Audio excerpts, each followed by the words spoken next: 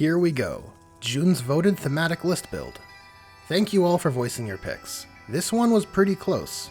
To my surprise, the snakebites managed to edge out a win over the space sharks, which were also highly requested. But you know, I can't say I'm disappointed, as even my own custom Space Marine chapter, the Firekeepers, share a cultural background of hunting monsters. And so I find the snakebites just got it all figured out. This one is for a very classy orc clan, the ones who embody the old ways. A thematic list build for the snakebites.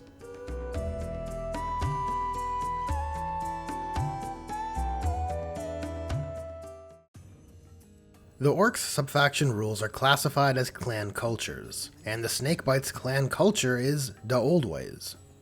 It offers 2 perks. The first causes wound rolls of 1 to 3 to fail against snakebite units if the attack is lower than strength 8, and the second provides squig models making melee attacks +1 to their wound roll if they charged or heroically intervened. I rate these perks as okay. My gripe is that they have some pretty limiting factors. At first glance, a transhuman style ability would seem to be amazing, but being restricted to attacks that are strength 7 and lower when your base toughness is 5 creates a pretty thin window of effect. Weapons that are lower than and equal to strength 5 already wound you on 4s and up, so there goes all infantry weapons in the game falling below the floor of this ability. The functional range covers 2 tiers of strength at 6 and 7, which would only wound you on 3s anyways, and strength 8+ is unaffected by this ability. But there is indeed a worse element to this. Can you guess what it is? Yeah. Bizarrely, this perk provides 0 impact against standard Dark Eldar poison weapons. Poison. You know, that thing snakebites are allegedly resistant to. Stranger still is that the Dark Eldar's more potent poison is affected, creating a strange case of mechanical dissonance within the rules. But I will concede that it's a very specific scenario. Regarding the second perk, +1 to wound is certainly strong, but again, there are restrictions. Let's compare this melee-oriented perk to my favorite point of comparison, where yet again we can see the Blood Angels not only have this perk, but they have it across all units, not locked to a niche keyword like with the snakebites. And they also claim its benefits when they are charged as well.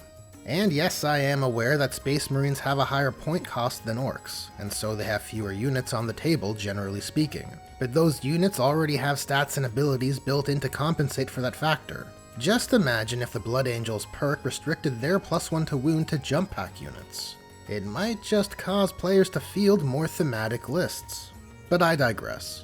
The snakebites can take advantage of the recent balanced data slate quite well, now allowing a Wa to provide a 5-up invulnerable save and boost their strength when called, on top of the existing benefits of allowing core and character units to advance and charge, plus gaining an extra attack. This synergizes nicely with what the snakebites want to do.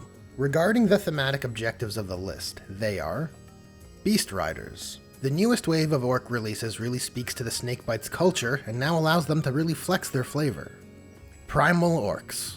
Referring to the orc tech spectrum, contrasting the bad moons, the snakebites occupy the lowest tech spot, and so we want to field a list absent of mechanized vehicles. Now, let's head over to the list breakdown.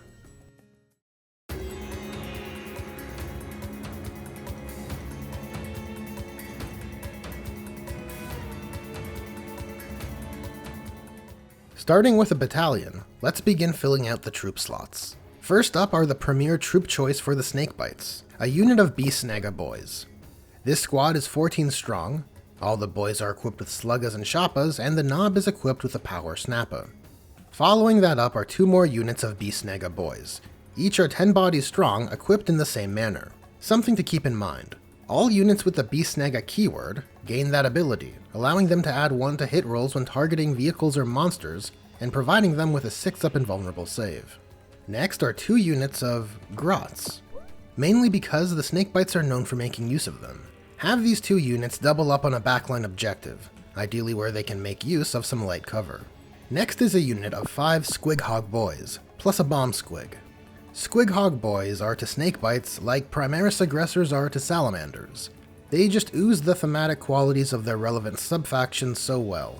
Each Squighog boy has a one-shot throw with their sticka and 3 attacks in melee. The saddle gets weapons, get 1 shot in the shooting phase as well, and add an extra attack in melee. And like all other cavalry units, the Squighog itself can make 2 additional attacks in melee. All said, they have quite the amount of attacks at a fairly high strength, with +1 to wound thanks to the Old Ways culture, plus any bonuses if targeting vehicles or monsters since they are beast negas. And that is all before their WoW bonuses and Here We Go, which will greatly help them get into that effective melee range. This is followed up by another unit of 6 Squighog boys, including another Bomb Squig. Serving as the leader of these 2 squads is a Knob on Smash a Squig. He's similar to the boys but has 1 extra attack and 2 extra wounds, and perhaps what's most unique about him is that he's armed with a big choppa, which has been replaced with the relic Headwappa's Kill Choppa, which changes his strength to ×2 and AP 3, generating mortal wounds on wound rolls of 6. This well complements his ability Smash a Ed, which can generate mortal wounds when he finishes a charge move, turning him into quite the mortal wound generator. Next, let's escalate our Squig riders by 1 more order. Serving as the warlord of this list is the big man of the snakebites himself, Mazrog Scragbad. He's equipped with a thump gun, his claw Gut Rippa, and Big Champa's jaws. His unique melee weapons are as lethal as you would expect. Before any layered buffs, he has 6 attacks hitting on 2s, at strength 7 AP 2 dealing 3 damage, followed up by Big Champa's 3 attacks at the same profile, but with AP 3. Defensively, he's got 7 wounds behind a toughness of 7, a 3-up save, a 4-up invuln, and damage -1, which is pretty good for a guy with no shirt. Plus his warlord trait can allow him to get back up when he's slain with D3 wounds remaining, if he passes a roll of 4+. The second HQ of the list is a weird boy. The powers he knows are Warpath, which provides models in a unit +1 attack, great for the Squighog boys or the Beast Naga boys, and Fists of Gork, which provides a character with +2 strength and attacks, or 3 if the psychic test was more than 10, which if applied to Mazrog makes him even more of an absolute terror. Next we have our heavy supports, 2 kill rigs. These hunting caravans are, in my mind, choice picks. They have a beefy array of shooting weapons across the Evi Laba, Sticka Cannon, and Wur Tower, and similar with its melee attacks, across its Butcha Boys, and the Squig's Savage Horns and Hooves. It's got 16 wounds at toughness 8 with Ramshackle, and ability-wise it's got an open-topped transport capacity of 10 and offers psychic utility. Now with about 500 points left, there are quite a few ways we could go about filling that out. Well, I'm thinking we could use more Squigs. Specifically, the single biggest Squig, a gargantuan Squigoth, taken with a Squigoth Supa Cannon. The Supa Cannon is a 60-inch heavy 2d6 strength 8 AP2 3 damage blast weapon, and in melee, the gargantuan Squigoth's huge tusks have an initial 8 attacks, hitting on 3s at a starting strength of 12, at AP4 dealing D3 plus 3 damage. And if it finishes a charge move, on a roll of 2+, it deals D6 mortal wounds to a single target. Defensively, this big boy has 36 wounds, behind a toughness of 8 and a 3-up save. And it also provides the utility of a transport, providing a capacity for 20 models that benefit from what is effectively open-topped. And that's the list, clocking in at 1999 points. This was a fun list to put together. The snakebites got some real flavor to their culture, and it's nice that the model range has been increased to realize it to such a degree. As far as the thematic goals are concerned, I think it definitely hits the mark. Lots of Squigs, a gigantic Squig, and it even includes the big bad named character of the subfaction. Plus I feel the trio of Psychers and absence of mechanized vehicles really lends to the primal hunting shaman theme the snakebites got going on.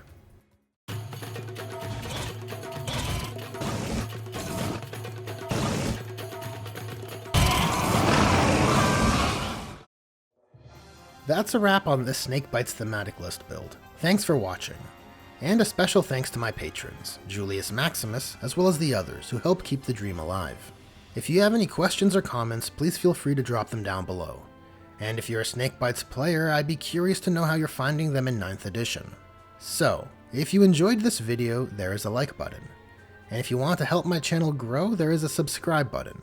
There is also a bell button and a share button.